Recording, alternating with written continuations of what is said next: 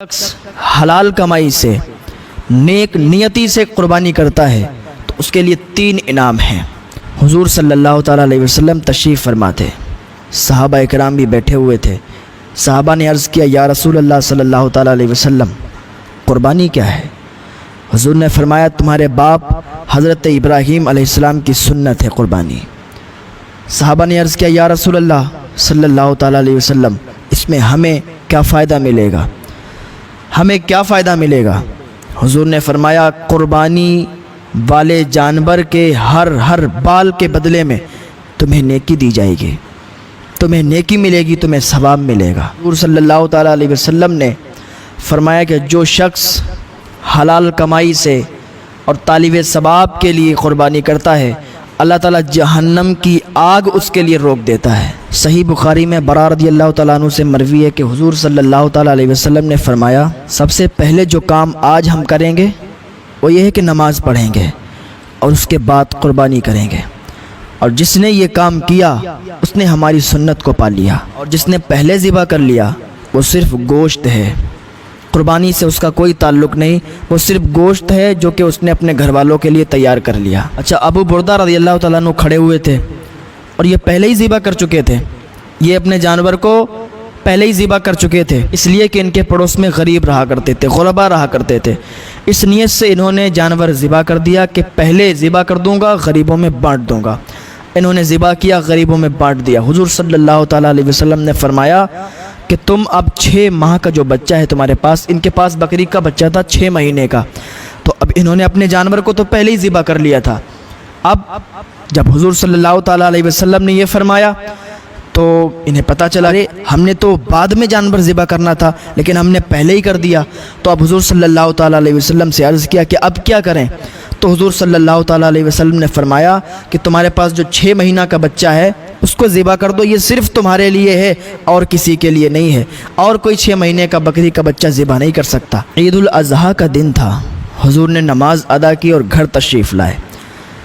حضور صلی اللہ تعالیٰ علیہ وسلم کے سامنے 2 مینڈھے لائے گئے اور آپ کے ہاتھ میں چھرا دیا گیا۔ آپ صلی اللہ تعالیٰ علیہ وسلم نے دونوں مینڈھوں کو دیکھا اور ذبح کرنے کے لیے آگے بڑھے۔ آپ نے کہا، ایک مینڈھا میں اپنی طرف سے ذبح کر رہا ہوں اور دوسرا مینڈھا اپنی امت کی طرف سے ذبح کر رہا ہوں۔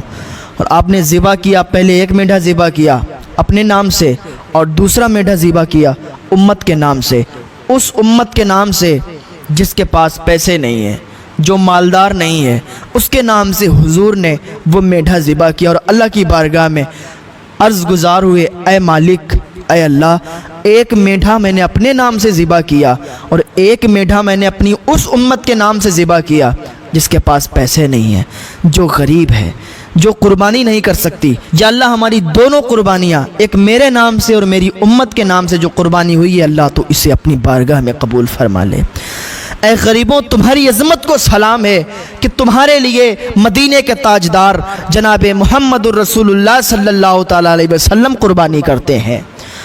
تم اپنے اوپر شرمندہ مت ہونا کہ اللہ نے مجھے غریب بنایا ہے، تم نا امید مت ہونا کہ تم غریب ہو، ارے تمہارے لیے تو مدینے کا تاجدار قربانی کرتا ہے، تمہارے لیے تو حضور صلی اللہ تعالیٰ علیہ وسلم نے قربانی کی ہے۔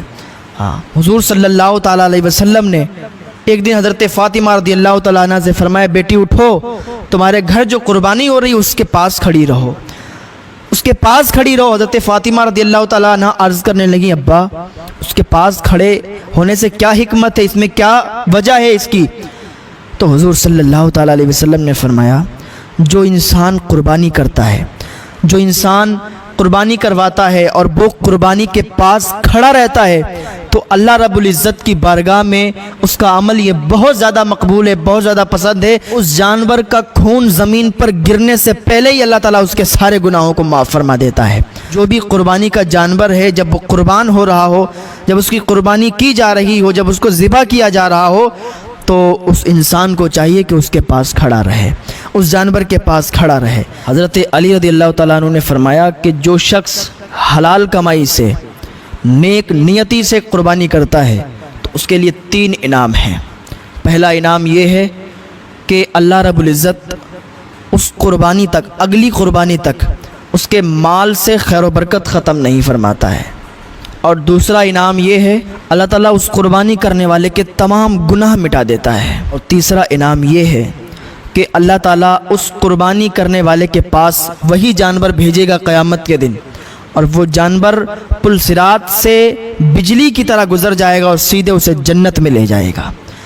تو اللہ رب العزت کی بارگاہ میں دعا ہے اللہ ہمیں زیادہ سے زیادہ قربانیاں کرنے کی توفیق عطا فرمائے۔ اگر اللہ نے مال و دولت دیا ہے تو اللہ کی بارگاہ میں قربانی کرو، زیادہ سے زیادہ اللہ تعالیٰ کی بارگاہ میں جانوروں کو قربان کرو اور اللہ تعالیٰ کو راضی کرو، اللہ کی رضا میں لگ جاؤ، نیک عمل کرو، اللہ نیک عمل کی توفیق عطا فرمائے۔